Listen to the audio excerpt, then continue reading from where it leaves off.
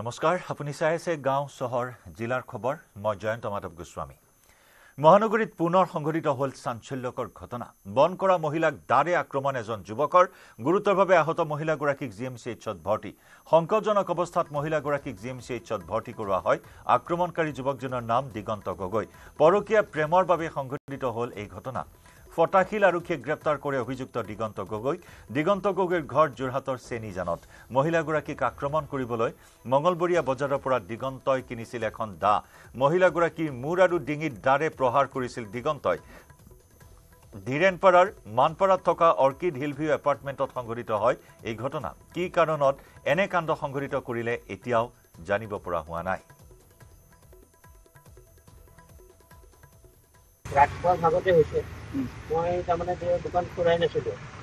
ৰাতিপুৱা সময়ত বোলে দুজন তাৰমানে আৰু চিকিউৰিটি গাৰ্ড এপাৰ্টমেণ্টৰ চিকিউৰিটি গাৰ্ডজনে তাৰমানে গাঁৱৰে মানে গঠিয়াবলৈ গৈছিলে মাইকী মানুহে মানে বিল্ডিঙত তাৰমানে যিখিনি মাইকী মানুহে কাম কৰে বোলে সিমানখিনি গঠিয়াবলৈ গৈছিলে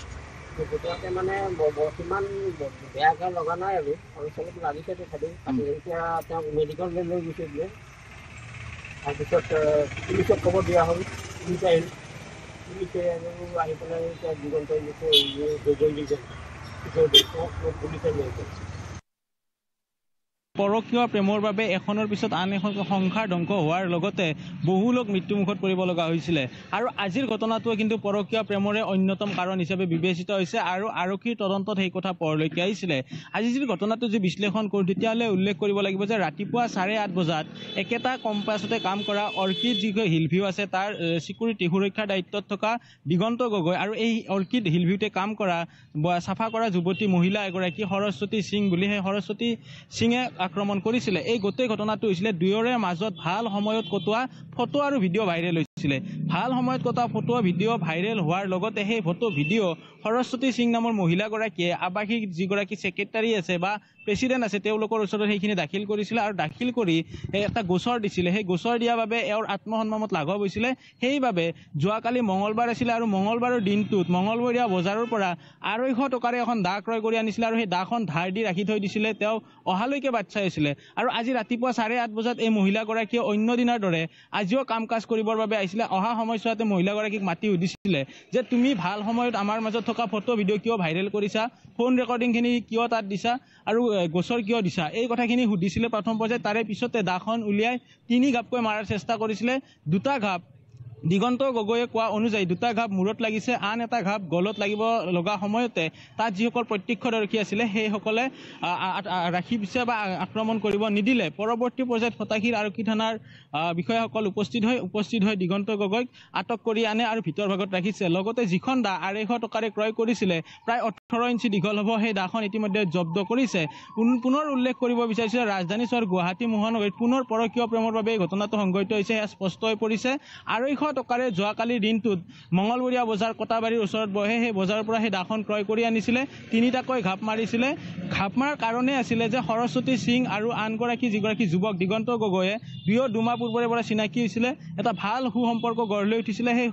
সময়ছোৱাতে তেখেতসকলৰ মাজত ভিডিঅ' ৰেকৰ্ডিং হৈছিলে বা ভিডিঅ' কনফাৰেন্স হৈছিলে তাৰ সমান্তৰালভাৱে ফোন কলৰ ৰেকৰ্ডিং হৈছিলে সেই ফোন কলৰ ৰেকৰ্ডিং আৰু ভিডিঅ'খিনি ভাইৰেল কৰিছিলে ভাইৰেল কৰাৰ পিছত লগতে সেই অট্টালিকাৰ যিসকল আৱাসী আছে আৱাসীৰ ওচৰত বিচাৰ দিছিলে গোচৰ দিয়াৰ বাবে এই গোটেই ঘটনা সংঘটিত হৈছিলে এই কথা কিন্তু দিগন্ত গগৈয়ে কিছু সময় পূৰ্বে নিউজ 18 অসম নৰ্থ ইষ্টৰ আগত এক্সক্লুচিভলি কৈছে ইফালে দুধনৈৰ উদয়পুৰত সংঘটিত হয় এটা চাঞ্চল্যকৰ হত্যাকাণ্ড চুৰিৰে আক্ৰমণ কৰি এগৰাকী 60 ঊৰ্ধৰ মহিলাক হত্যা ঘটনাস্থলীৰ পৰা অৰ্ধ উলংগ অৱস্থাত উদ্ধাৰ হয় মহিলাগৰাকীৰ মৃতদেহ মহিলাগৰাকীক ধৰ্ষণ কৰি হত্যা কৰাৰ সন্দেহ আৰক্ষীৰ নিশা মহিলাগৰাকীৰ দোকানত ৰেড চিলি ক্ৰয় কৰিবলৈ অহাৰ চলেৰে এজন যুৱকে হানি খুচি হত্যা কৰাৰ পিছতে মহিলাগৰাকীৰ 2 নাতিনীকো হত্যাৰ চেষ্টা চলায় ঘটনাৰ সময়ত স্থানীয় ৰাইজে চিঞৰ বাখৰ শুনি ঘটনাস্থলীত উপস্থিত হোৱাৰ পিছতেই ঘাতকে পলায়ন কৰে ইপিনে ঘটনা সন্দৰ্ভত মৃত মহিলাগৰাকীৰ বোৱাৰীকো আটক কৰাইছে আৰক্ষীয়ে এই সমগ্ৰ ঘটনাৰ আঁৰত নিমজ্যোতি উৰফে নীৰজ ৰাভা নামৰ যুৱকজন জড়িত থকাৰ অভিযোগ স্থানীয় ৰাইজৰ এই হত্যাকাণ্ডৰ আঁৰত অবৈধ প্ৰেমৰ সম্পৰ্ক থকা বুলিও সন্দেহ কৰিছে স্থানীয় লোকে ইতিমধ্যে আৰক্ষীয়ে ঘটনা সন্দৰ্ভত তদন্ত অব্যাহত ৰখাৰ লগতে হত্যাকাৰীক বিচাৰি চলাইছে অনুসন্ধান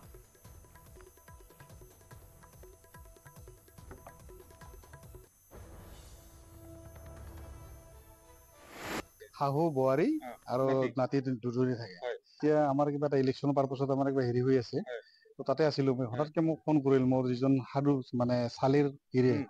তো ক'ল এনেকা হৈছে বুলি। তো মই আহিলো, আহি যেতিয়া সুধিলো তাই কৈছে যে মই দোকান মানে ৰেড চিলি ল'ব আহিছিল ল'ৰাটোৱে। এজন ল'ৰা আহিছিল। কিমান মান বয়সৰ ল'ৰা কিবা গম পায়? 20-22 বছৰৰ ল'ৰা। ওকে। তো সেই ৰেড চিলি ল'ব অহাতে সেই ৰেড চিলিটো মই দোকানৰ পৰা দি আহি দেখো যে মানে ল'ৰা দুইটাক সি মাৰিব বিচাৰি আছে। তেতিয়া মই ডিঙি চেপিছে বুলি আমি খবৰ লাভ ডিঙি কৰিছো। চেপিছে আৰু প্লাছ এটা চাকু, সৰু চাকু এটা আছিল। সেই চাকুটো পাইছে, তাতে প্ৰত্যক্ষ কৰিছে, আহি দেখিলো সেই চাকুটো হয়। চেণ্ডেল দুপাত আছে তাতে, আমাৰ যিখিনি মানুহে চাইড কৰি দিল অলপ। তো সেইখিনিয়ে, মই এতিয়াতো আহি ডেড বডি দেখা নাই। তাৰ পিছত ল'ৰাজন চিনাকি হয়? চিনাকি ওচৰৰে হয়? ওচৰৰে। পলায়ন কৰিছে? যিজন আমাৰ মানে মোৰ চালাৰ যিজন হেৰি আছে, মানে কি বুলি ক'ব এইটো, ৱাইফ। তো তাই কোৱা হিচাপে আমাৰ নেইবাৰ হয়, ওচৰৰে হয়, আৰু প্লাছ ৰিলেটিভ। নামটো নিশ্চয়কৈ জানে? নামটো নিশ্চয় জানো। যদি তাই মানে যিজন আহিছিলে তেখেতে হত্যা কৰিব পাৰে, নকৰিব পাৰে, সেইটো বেলেগ কথা। কিন্তু নাতি দুগৰাকীক ডিঙি চেপিব চেষ্টা কৰিছিলে। নামটো কি আছিলে? নিপ্পজ্যোতি ৰাভা। নিপ্পজ্যোতি ৰাভা। তেখেতে এতিয়া পলায়ন কৰিছে? শুনামতে পলায়ন কৰিছে। বাৰিষাৰ বানৰ বিৰুদ্ধে যুঁজিবলৈ সাজু জলসম্পদ বিভাগীয় শীৰ্ষ বিষয়াৰে মন্ত্ৰী পীযুষ হাজৰিকাৰ বৈঠক। মুখ্য অভিযন্তাৰ কাৰ্যালয়ত গুৰুত্বপূৰ্ণ বৈঠকত ভাগ লৈ মন্ত্ৰী পীযুষ হাজৰিকাই ক'লে, হিমন্ত বিশ্ব শৰ্মাৰ চৰকাৰৰ দিনত 500 কিলোমিটাৰ মথাউৰি নিৰ্মাণ হৈছে। এই বছৰো 100 কিলোমিটাৰ মথাউৰি নিৰ্মাণ হ'ব। মথাউৰি নথকা স্থান এই চৰকাৰৰ দিনতে শেষ হ'ব। মথাউৰি গৰাখহনীয়া ৰোধ কৰাৰ পৰিকল্পনা কৰা হৈছে। পূৰ্বে ইমান দিনে ধেমাজিত 2-3বাৰকৈ বান হয়, এইবাৰ এতিয়ালৈকে কোনো স্থানত বান হোৱা নাই। একাংশ ঠিকাদাৰে মথাউৰি নিৰ্মাণৰ কামত গাফিলতি কৰিছে। 3বাৰকৈ ৰোলাৰ মাৰিব লগা স্থানত এবাৰলৈ ৰোলাৰ মৰা নাছিল। ঠিকাদাৰে 20% ধন দেখা দেখিকৈ আত্মসাৎ কৰিছে। এনে দুৰ্নীতি হ'বলৈ নিদিয়ে বুলি অংগীকাৰ কৰিলে মন্ত্ৰী পীযুষ হাজৰিকাই। দুৰ্নীতিৰ বাবে দৰঙৰ অভিযন্তাক তাৎক্ষণিকভাৱে নিলম্বনৰ নিৰ্দেশ দিয়া বুলি প্ৰকাশ কৰে প্ৰতিক্ৰিয়া মন্ত্ৰীগৰাকীয়ে।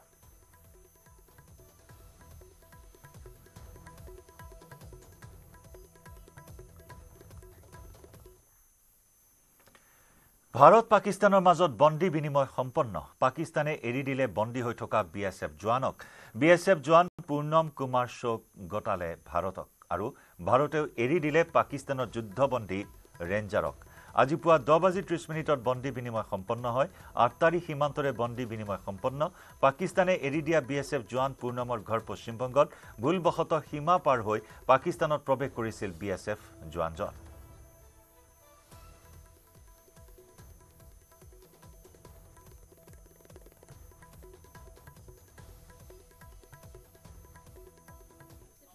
देखिए मैडम, सबसे बड़ी बात तो 20 दिन वो हमारे देश में नहीं थे, पाकिस्तान की तरफ से अरेस्ट हो गए थे। तो आज तो बहुत ही खुशी हुई। सुबह में ही फोन आया था CO साहब का वहाँ से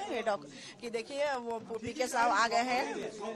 इंडिया आ चुके हैं, टेंशन मत लीजिए, वो एकदम सही सलामत है, आप टेंशन मत लीजिए, बिल्कुल ठीक है। और मेरे हस्बैंड ने भी मुझे वीडियो कॉल किया था, एकदम टोटली वो फिट है, फिजिकली फिट है, और बोल रहे थे कि टेंशन मत लो, मैं ठीक हूँ, मैं फ्रेश होके मैं तुमको 3 बजे फोन करता हूँ। घर कब तक आएंगे, कोई बात नहीं मैडम, अभी तो कुछ नहीं बताए वो। उनको छोड़ने को लेकर देखा गया कि काफी बातचीत की गई, बहुत जी सब आए, CM से भी आपकी बात जी। देखिए मैडम, उनसे तो मेरी 3 दिन पहले कांटेक्ट हुई थी, 4 दिन पहले। तो उन्होंने मुझे कहा था कि टेंशन मत लीजिए, इसी हफ्ते आपके हस्बैंड आ जाएंगे। मैंने उन्होंने भी बहुत योगदान दिया, बहुत जोर शोर से वो भी बात कर रही थी। BSF के डिपार्टमेंट में जितने भी सीनियर हैं, हमारे यहाँ के जो चेयरमैन है, वो तो शुरू दिन से ही लगे हुए हैं। और कल्याण सर भी आए थे, फोन पे वो भी बात करते थे, कैसे है, नहीं है, टेंशन मत लीजिए, आपके हस्बैंड बहुत जल्दी। देखिए सभी का सपोर्ट है, पूरी देश मेरे लिए खड़ी थी। तो सबको हाथ जोड़ के थैंक यू कि आप लोगों की वजह से मेरे हस्बैंड इंडिया आ पाए हैं। मैं जो आज 23 तारीख से पाकिस्तान का कब्जा में था, आज 23 दिन के बाद 24वां दिन जो हुआ, हमें लड़का को केंद्र सरकार, राज्य सरकार सभी मिलकर हमें लड़का को पाकिस्तान से रिलीज कराया और रिलीज कराकर इंडिया में लाया। इन लोगों को धन्यवाद देते हैं,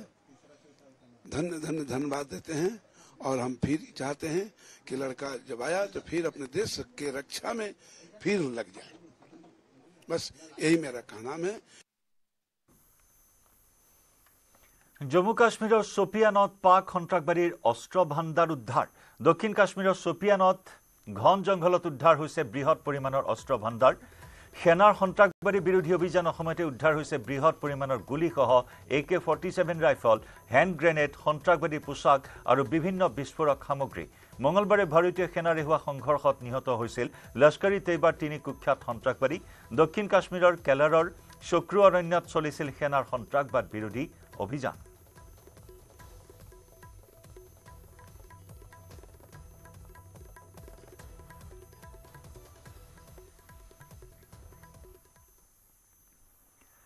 বিদেশ মন্ত্ৰী এছ জয়শংকৰৰ নিৰাপত্তা বৃদ্ধি কৰা হৈছে বিদেশ মন্ত্ৰীগৰাকীৰ কনভয়ত থাকিব অতিৰিক্ত বুলেট প্ৰুফ বাহন সমগ্ৰ দেশতে বিদেশ মন্ত্ৰীগৰাকীয়ে লাভ কৰিব অতিৰিক্ত নিৰাপত্তা দিল্লী আৰক্ষীৰ পৰা CRPF-এ গ্ৰহণ কৰিলে নিৰাপত্তাৰ দায়িত্ব বৰ্তমান এছ জয়শংকৰৰ আছে জেড কেটেগৰীৰ নিৰাপত্তা ভাৰত পাকিস্তানৰ উত্তেজনাৰ সময়তে নিৰাপত্তা বৃদ্ধি কৰা হয় যোৱা বৰ্ষৰ অক্টোবৰত ৱাইৰ পৰা জেড কেটেগৰীলৈ উন্নীত কৰা হৈছিল নিৰাপত্তা দেশৰ 210 গৰাকী ব্যক্তিক CRPF-এ আগবঢ়াই আছে নিৰাপত্তা ইয়াৰ ভিতৰত আছে কেন্দ্ৰীয় গৃহমন্ত্ৰী অমিত শাহ নীতিন গাডকাৰী কংগ্ৰেছ নেত্ৰী সোনিয়া গান্ধী ৰাহুল গান্ধী প্ৰিয়ংকা গান্ধীৰো আছে এনে নিৰাপত্তা দালাই লামাৰো আছে এই পৰ্যায়ৰ নিৰাপত্তাৰক্ষী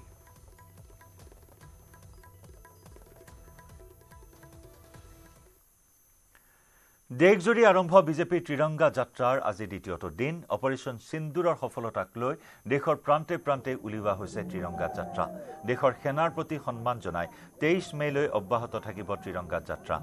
বিজেপি নেতাকৰ্মীৰ লগতে সাধাৰণ জনতাই ত্ৰিৰংগা যাত্ৰাত অংশগ্ৰহণ কৰিছে আজি গুৱাহাটীতো উলিওৱা হ'ব বিজেপিৰ ত্ৰিৰংগা যাত্ৰা বিয়লি 4 বজাত মহানগৰীৰ অটল উদ্যানৰ পৰা উলিওৱা ত্ৰিৰংগা যাত্ৰাত ভাগ ল'ব মুখ্যমন্ত্ৰী ডক্টৰ হিমন্ত বিশ্ব শৰ্মাই মালিগাঁৱৰ অটল উদ্যানৰ পৰা কামাখ্যা মন্দিৰলৈ উলিওৱা হ'ব ত্ৰিৰংগা যাত্ৰা উত্তৰাখণ্ড উৰিষ্যা উত্তৰ প্ৰদেশকে ধৰি দেশৰ কেইবাখনো ৰাজ্যত এয়া ত্ৰিৰংগা ৰেলী বাহিৰ কৰা হৈছে য'ত ছাত্ৰ ছাত্ৰীৰ পৰা আৰম্ভ কৰি সাধাৰণ জনতায়ো অংশগ্ৰহণ কৰিছে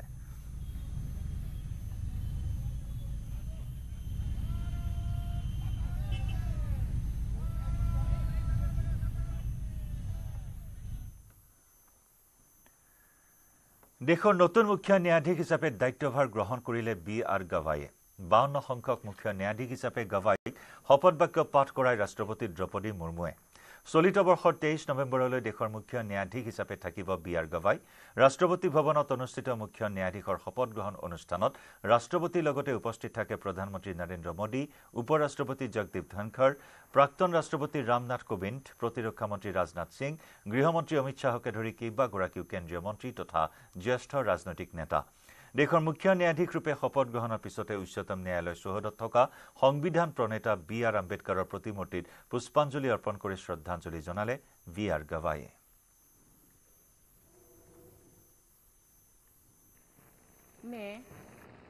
मैं भूषण रामकृष्ण गवई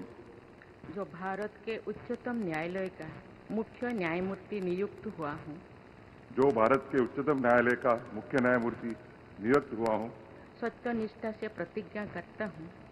सत्यनिष्ठा से प्रतिज्ञा करता हूँ कि मैं विधि द्वारा स्थापित भारत के संविधान के प्रति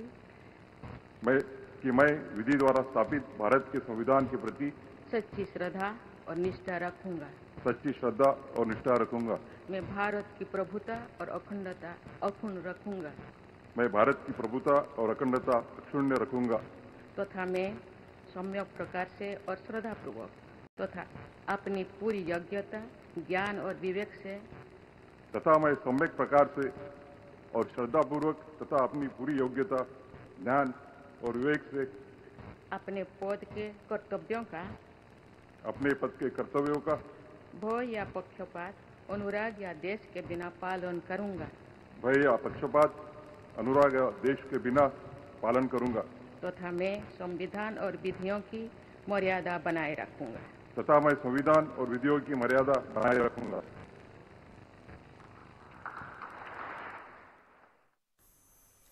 জনাইছো আন এক বিগ ব্ৰেকিং নিউজ পুনৰ পাকিস্তানে দেখুৱালে সন্ত্ৰাসবাদ প্ৰীতি কুখ্যাত সন্ত্ৰাসবাদী মাসুদ আজহাৰৰ পাক চৰকাৰৰ সাহায্য মাসুদ আজহাৰলৈ 14 কোটি টকাৰ সাহায্য পাকিস্তান চৰকাৰৰ অপাৰেশ্যন সিন্দুৰত নিহত সন্ত্ৰাসবাদীৰ পৰিয়াললৈ 1 কোটিকৈ টকাৰ সাহায্য অপাৰেশ্যন সিন্দুৰত ধ্বংস হোৱা সন্ত্ৰাসবাদী ঘৰ পুনৰ নিৰ্মাণ কৰিব পাক চৰকাৰে এই মুহূৰ্তৰ বিগ ব্ৰেকিং নিউজ জনাইছো পুনৰ পাকিস্তানৰ মিথ্যাচাৰ পাকিস্তানৰ সন্ত্ৰাসবাদীৰ প্ৰীতি এনেদৰে প্ৰকাশ কৰিছে সন্ত্ৰাসবাদ প্ৰীতি দেখুৱাই কুখ্যাত সন্ত্ৰাসবাদী মাসুদ আজহাৰলৈ পাক চৰকাৰে আগবঢ়াইছে সাহায্য মাসুদ আজহাৰলৈ 14 কোটি টকাৰ সাহায্য আগবঢ়াইছে পাকিস্তান চৰকাৰে অপাৰেশ্যন সিন্দুৰত নিহত সন্ত্ৰাসবাদীৰ পৰিয়াললৈ 1 কোটি টকাকৈ সাহায্য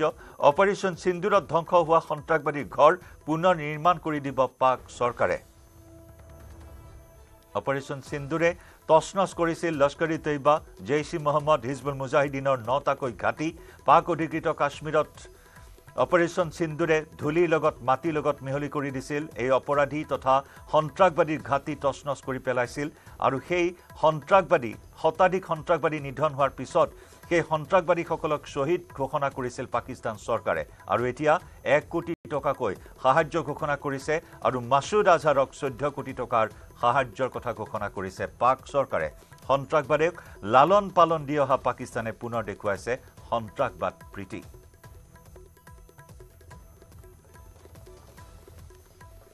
এই মুহূৰ্তৰ এক চাঞ্চল্যকৰ খবৰ বিগ ব্ৰেকিং নিউজ সমগ্ৰ বিশ্বই ধিক্কাৰ দিছে গৰিহণা দিছে পাকিস্তানক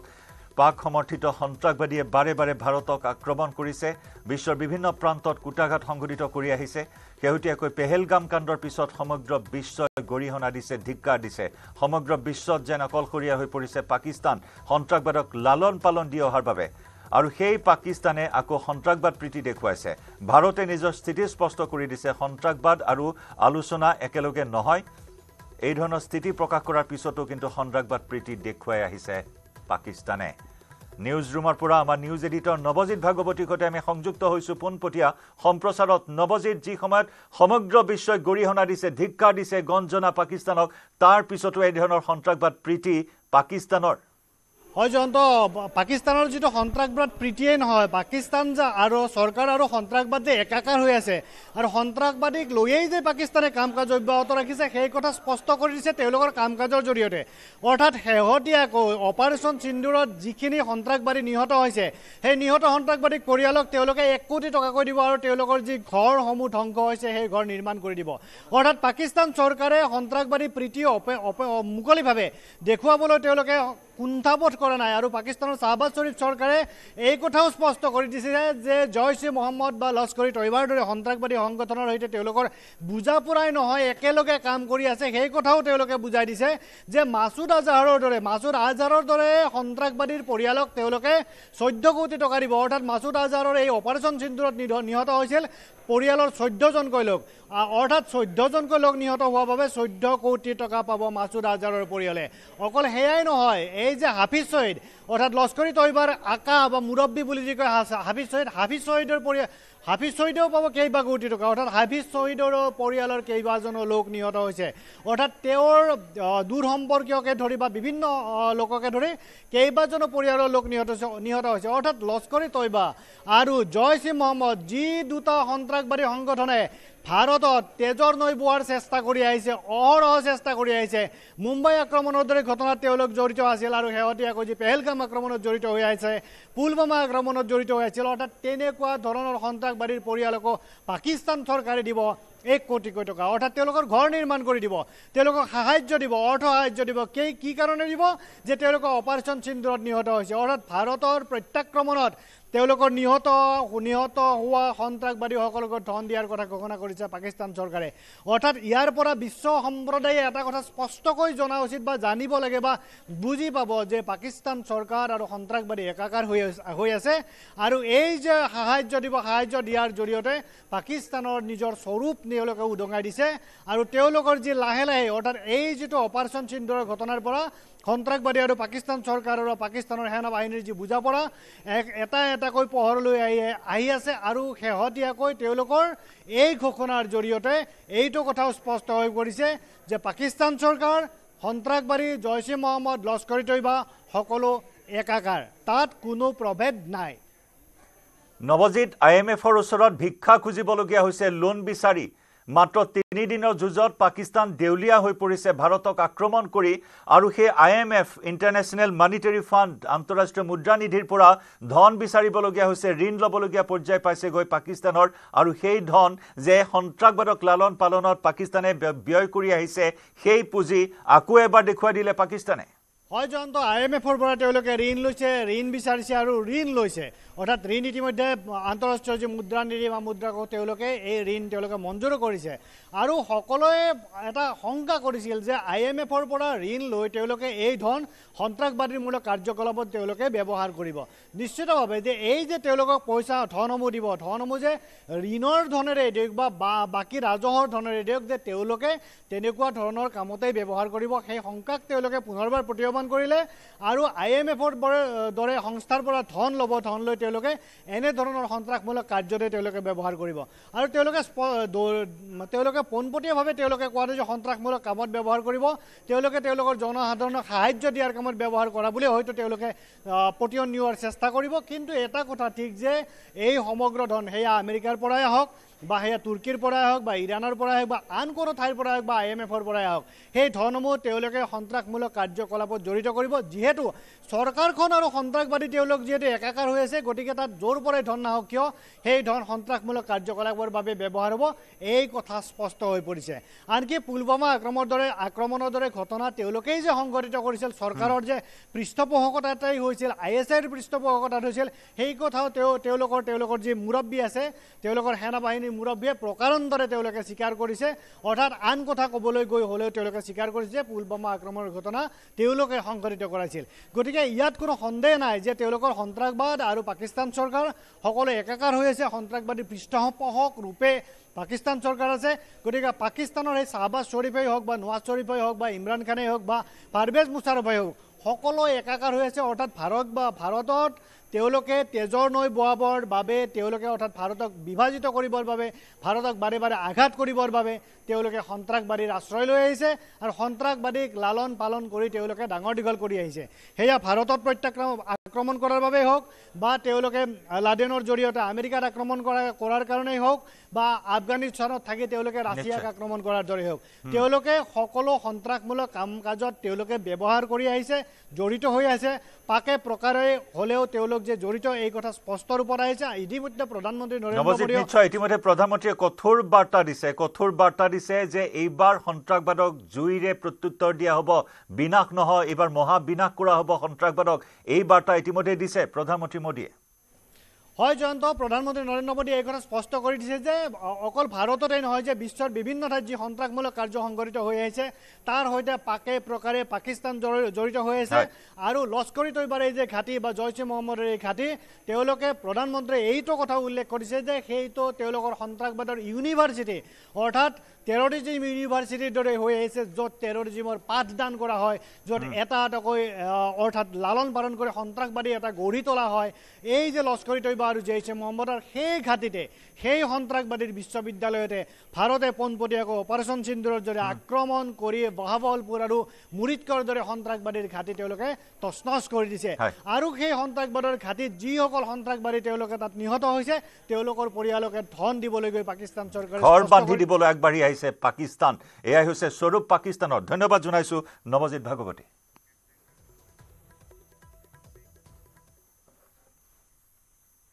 ইয়াৰ সৈতে গাঁও চহৰ জিলাৰ খবৰৰ পৰা বিদায় লৈছো নমস্কাৰ